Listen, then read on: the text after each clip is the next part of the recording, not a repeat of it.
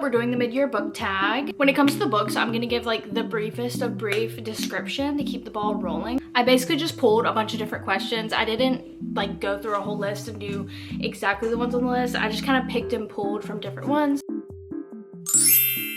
We're gonna start with the first one, which is so hard. It's what is the best book you read in 2025? Jesus. Truly, this might be a cop-out because one, I just read it, and two, it's like fresh on the mind. I did give it 5 stars, but honestly, the messaging of this book is why I'm choosing to make it my #1. It had such good imagery and messaging throughout the entire book. The growth that the main character goes on is truly astounding because she was so unlikable at the beginning, but then she does grow on you, and the book is The Love of My Afterlife. In a short summary, this book is about Delphi. She has entered the afterlife and she's kind of realized that she has really not been living life to the fullest, and a lot of her days are very redundant, and so she gets very overwhelmed by that realization, and she runs out into the hallway and runs into this mysterious man named Jonah. They have like an instant connection, and she's like, oh, maybe the afterlife isn't so bad. And then actually, plot twist, he's not actually dead. He was just sent there by mistake. Apparently that happens sometimes. I just attribute it to CPR, but he gets sent back to the real world. And so one of the afterlife coaches, she makes a deal with her that if she goes back and goes on this like quest for love and gets Jonah to kiss her within 9 days, she can stay. That's like such a fun premise, and it doesn't end how you think it will. She learns how to be kind, she learns how to love, she makes friends. It's so beautiful, like truly such a beautiful read. That's why I'm gonna have to give it that position of the best book I've read in 2025. The next question is the best sequel that I have read this year, and I'm actually going to give that to Glent, which is right here. It is a part of the Plated Prisoners series. Guild is the first one. Guild was a little bit more underwhelming. I feel like Guild is more of a character analysis. Guild is a good look into Oren as a person and just who she is, how she became that way, why she thinks the way that she does, the way that her trauma affects literally the wiring of her brain and how she rationalizes what she's going through. Talk about growth, like truly her as well. Aaron goes on one of the most amazing growth journeys that I think I've ever seen. I've read all the way up to Gleam, and I was a little overwhelmed after finishing that book. I do want to jump back into that series before the end of the year. Glent is honestly, to me, it feels like where the bulk of the story starts. Like, yes, there is a plot going on in the first story, but to me, this is where the story starts. This is such a good beginning. I won't give you the description of the sequel. However, I will give you the description of Guild if you're wanting to read this story. I would just look up the trigger warnings for this book. Jump scare. Basically, it is a King Midas retelling, and it follows Oren, and she is the golden girl. She is caged up in King Midas's kingdom. She is his favored saddle. I'll let you figure that out for yourself, what that means. Everyone either wants to use her for something or they hate her guts. So she doesn't live a very lavish life, although it's made to seem that she does, but she is a prisoner at the end of the day. She truly is. King Midas is the master manipulator of his generation. Just Jesus Christ, what he puts this girl through is insane to me. The levels of delusion that he lives on and has convinced her to live on as well is insane, because everyone and their mother can see that although they might not understand the dynamic of their relationship truly, if you know, you know, everyone can see that she's a pet. She is not a person to him. And when Oren starts to figure that out, it's a beautiful thing. It's a beautiful thing. Oh, and when Gleam comes around, girl. Okay, it has one of the like best plot twists ever. I love it. Best sequel. A new release that I haven't read yet, but I really want to, is gonna be The Night and the Moth. This was one of my most anticipated reads of the year, and it still is. I recently went through a reading slump, and I didn't want my poor baby to be a victim of the pick up put down. So I basically have just been putting it off, but I'm getting to that point. I'm thinking we're gonna get some time off with the 4th coming up. I think this is gonna be my next victim. I'm literally so excited to read this. I loved One Dark Window.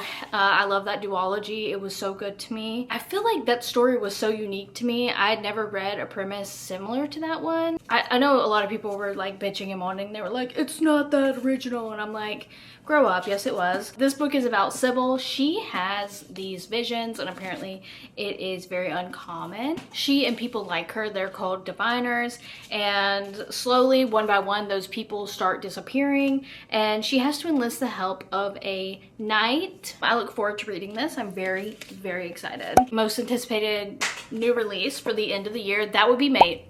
That would be Made by Ali Hazelwood. I don't care what the haters say. Bride is right here. You can't see her, but I don't care what the haters say. Bride was good. I ate it up. I loved it. I typically love anything that Ali Hazelwood writes. I'm down bad and I'm ready for Mate. Like, sign me up. Next is my biggest surprise of the year, and this was truly a surprise. It comes from Denby Perry. I have read Indigo Ridge and Juniper Hill. I did DNF Juniper Hill. I did make a video on why, so I'm not going to go into that. But when it comes to her characters, I often feel like they're very two-dimensional. I feel like she doesn't give her female characters a true personality. It just kind of feels like they're made to be the love interest, and they don't really have much going on. So it was a big surprise to me when I absolutely ate up Shield of Sparrows. I mean, I'm just as surprised as you are. Like, I really am. Also, this book is beautiful. I love purposeful edges. A short summary of this book is kind of like The Ugly Duckling. Like, her family just kind of sees her as a burden. Her mother died when she was a child, and her dad remarried, and he kind of just made the perfect family with them, you know? And so she kind of gets left out. Her sister and mother don't really like her. Honestly, that's how they make it seem. And what happens is her sister has been trained her entire life to be the Sparrow, which is a treaty that keeps the neighboring kingdoms, you know, like bartering together, keeps them from going to war, does trade, all that good stuff. And what they do is they just marry off their sons and daughters, and then they end up ruling the kingdom once they meet their maker, that kind of thing. So her sister has been trained since birth to be the Sparrow and be next in line for the throne and be the sister who marries the king of their choosing. And then the king that she's supposed to marry comes to town, and he's like, I'm not doing that. I want the other one. And that's the premise of the book. Just, why'd you pick me? What's going on? What secrets are lying beneath the surface of everything? So honestly, I gave this 5 stars. I was so surprised. I know a lot of people complained that the main character is annoying and that she asks too many questions. I just feel like it's made clear from page 1, but she's one of the most inquisitive people ever, and she questions everything. She wants to understand how things work, and I think that's a part of her growth because she is heavily ignored. Nobody talks to her. Nobody wants to hear her, see her, answer her questions ever. So she has no idea of how the world works or what's going on ever because nobody talks to her. And it's one of those things where she grows so much and she's like, please just talk to me because I don't want to be ignored anymore, please. So love that. I was very surprised, honestly. 5 stars though. A new to me author that I'm excited to try this year, it's gonna be Alex Segura, The Secret Identity. It's a really cool like combo. It is just like kind of like a mystery whodunit type of thing, but it also incorporates like actual comic book pages in it, so I'm very excited to get into that. I also love this cover, very cute. Basically this book, the main character works for a comic book studio. They go to create the first female superhero, and the lead writer dies and the work is lost, and it's basically like what happened, who doesn't want this character to come out, what's going on. I'm looking forward to it. I've never read this style of book. The next one is Newest Fictional Crush, and I promise this will be the only book that I repeat. It immediately came to mind. One of the main male characters in this book, I'm not gonna like give anything away obviously, but they're having a conversation. She's like, I thought you didn't like me, blah blah blah, and he's like, I despise you, and he kisses her. And the way that I still think about that, I'm like, Like, no, I like literally, when I think about this book, I'm obviously like, oh, the messaging, superb. But I'm also like, like I'm still thinking about that scene. I despise you. That's all. Eats. The next one is a book that made you cry. I haven't fully sobbed at a book in a really long time, but two books that made me tear up this year would be Say You'll Remember Me. And I know what you're thinking, this book got a lot of hate this year, but I'm just gonna give you like a reality check real quick. Let's think about it. The biggest complaints about this book are like poop talk and the mention of Resand from the ACOTAR series. And all I have to say about that is when we're reading stuff from like the early 2000s, 2010s, even further back than that, they do make pop culture references, or they talk about the way the characters dress, and it's usually horribly something I would never wear, and I just kind of write that off. Was the mention of him like more than twice unnecessary?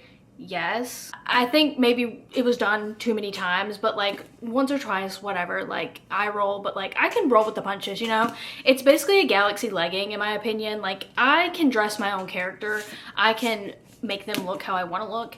And the poop talk, like I was so worried about that because I genuinely hate poop talk. I don't think that that's funny. I'm not like, I don't think that's funny. And Mariana Zapata, honestly, she does that a lot. And I couldn't read, I can't think of it what it was, but that soccer book, she was talking about poop too much that I had to stop reading it. I was expecting that. I was expecting like, I've got the bubble guts, I need to go get on the shitter, like stuff like that. Like that's what I was expecting, but it's actually a private joke. Like it's like an inside joke that becomes the cat's name, and it becomes the cat's name because it saves the cat's life. So I'm like, I don't really see that as a big deal. It's a private joke, get over it, you know what I mean? I don't know, I think people like to make mountains out of molehills, and a lot of stuff is just kind of those things in books where you don't really take it that seriously, like, oh, they live on the corner of Maine and whatever, and I'm like, I'm not thinking about that again. My hair's red and curly and people say I resemble so-and-so, like I'm not thinking about that. You know what I mean? Like, I don't know, pop culture references, they're in books. It is a reflection of the time. So, the mention of like TikTok in books does cringe me out if it's harped on too much. Talking about a trend in and of itself, but mentioning TikTok, it's just kind of like, whatever, like, yeah, I'm trying to escape, but people mentioned like Facebook and stuff in books, and it's just like, it's just part of the time, and you just kind of have to get over it because that's the time we live in, you know? Her wanting to do a TikTok trend in this book, yes, I accept that criticism. I was like, because if you do a trend, trends last for like 2 days, they last for a week. That is like not going to be remembered at all, but TikTok itself and the impact will be remembered. You see what I'm saying? Like, it can't be something so small that it's not going to be like remembered. That would be like, oh, the rainbow cat. And if I say that, I'm sure some of you don't even know what I'm talking about. Or like, I want to go to the Candy Mountain. Like, you don't know what I'm talking about. Like, some of you probably do. It's very niche, you know what I mean? I did give this book 5 stars. It did make me want to cry. I think mostly it was the dealing with the Alzheimer's and the thought of someone in your life not remembering you, especially like a parent. That is just gut-wrenching, and it was really hard to read. And also just long distance relationships, that struggle, but knowing that that's your person. As always, Abby Jimenez delivered when it comes to relationships, and I just feel like people did not, people find stuff to harp on that it's not big enough a deal to take away from the writing, the characters. And if I've seen someone before I read this say that they got together in the end, but none of their problems were solved. That is actually just an outright lie. Just by the way. So I think whenever we're going into books, you need to take everything everyone says with a grain of salt and read it and form an opinion yourself. Just by the way. But 2 books that made me cry, almost made me cry. Say You'll Remember Me and The Invisible Life of Addie LaRue. This one is so easy for me. Most beautiful book that you bought this year or received, that would be Fairy Tale. That is an angelic cover. So beautiful. I definitely did, whenever I saw that they were going out of print, it was a book that I had wanted to read for a really long time. So I was just like, I'm getting it. I rated it 3 stars. Miss Darcy is an orphan and she basically grew up with the nuns. She finds out that her father has died, that her father she didn't know about has died, and he left her an inheritance. She has to go to Fairytale and live for a couple of months in order to inherit the money. So that is just like what she is set to do. She's gonna go to the funeral, and then a bunch of weird and crazy stuff happens. And the book, the way that it starts, like if I told you where the book ended, you would call me a liar. It is one of the most insane journeys that I've ever been on in a book. It is like right at 700 pages. It's a honker, like, and it's small print. So I did end up reading a lot of this on Kindle just because look at how small that is. It was hurting my eyes. I wear glasses. That is just a journey you'll have to go on yourself to understand. I can't even, like, you would call me a liar to my face if I told you how, like, what was like the big reveal at the end. What books do I need to read by the end of the year? I have a lot of books on my TBR that I really need to read. I really want to read Great Big Beautiful Life by Emily Henry, obviously, The Ministry of Time, and then I also really want to read Left of Forever by Tara DeWitt. Okay, I'm just gonna make up a question on the spot here because I felt like some of them didn't really apply to me. Just some honorable mentions of things that I'm really excited for them to come out would be, I'm also really excited for Wild Side to come out. I have a cute little Elsie Silver corner. How cute is she? I have my little cowboy boot. No, like you're joking. But yeah, I'm also really excited for Wildcard to come out. And when it comes to a series that I'm really excited to read this year, I'm making stuff up on the fly now because I want to do my own questions. Series that I'm excited to start this year would be the Silo series, which contains Wool, Shift, and Dust. This is called The Silo on Apple TV. It is one of my favorite shows at the moment, but I mean, show's so good. I just want to hop into these books and see how it ends and what's different. You know, I like to be a critic, honestly. It was good chatting with you guys. If you have any questions, if there's anything you want to see, let me know. Bye!